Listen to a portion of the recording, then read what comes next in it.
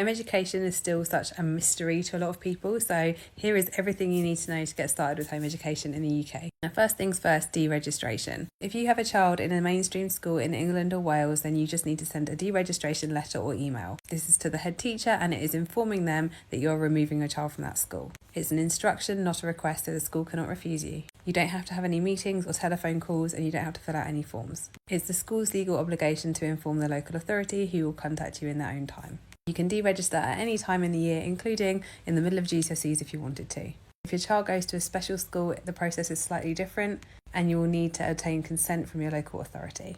If your child has an EHCP but is in a mainstream school, even if that is in a unit attached to a mainstream school, the process is the same, as in you just send in a deregistration letter, you don't need to obtain consent from your local authority. Next, curriculum.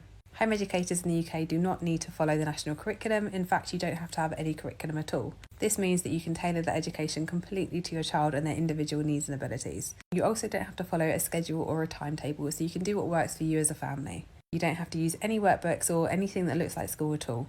A lot of people worry about socialisation, which often isn't an issue for home educators at all. We have unlimited time for playdates and social meetups and days out with other home educating families, and our children can also go to extracurricular clubs, groups and classes like scouts, beavers, gymnastics classes, etc. Socialisation is often in mixed age groups, which is really nice for the kids. Often home educators will get together and form some sort of organised group. This might be a drop-off group, or it might be a group where the parents stay with the child. To find these, look in your local Facebook group. So you go to Facebook, you type in your local area and then home education or home educating or homeschooling, and that's how you connect with other local home educators. Exams are often a real worry for people considering home education, but they don't really need to be. You don't have to take exams as a home educator, but you can if you want or need to. I don't know of any home educators that do SATs, but GCSEs and A-levels are often the case. And for that, you register at a private exam centre and you follow the syllabus at home or with a tutor or at a local college or in a group of other home educated children. This might sound a bit scary, but it's a lot simpler than you might think.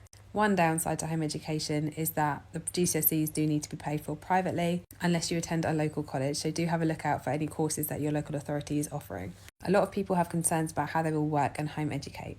A lot of home educating parents are self-employed or they work from home. So I'm a single parent, so I have to be self-employed working from home because it's the only way I can do it and be flexible around my children. But depending on if you have a partner or if you work shifts or what your job is, a variety of options are open to you. Obviously, this is dependent on every individual situation. But you are allowed to use childcare as a home educating family, whether that's friends, family or paid childcare or a swap with another home educating family, it's up to you. A lot of home educating parents change jobs in order to home educate, and I know this seems like a big scary thing, but the community is really supportive. If you have any questions about home education, please let me know and I will do my best to help.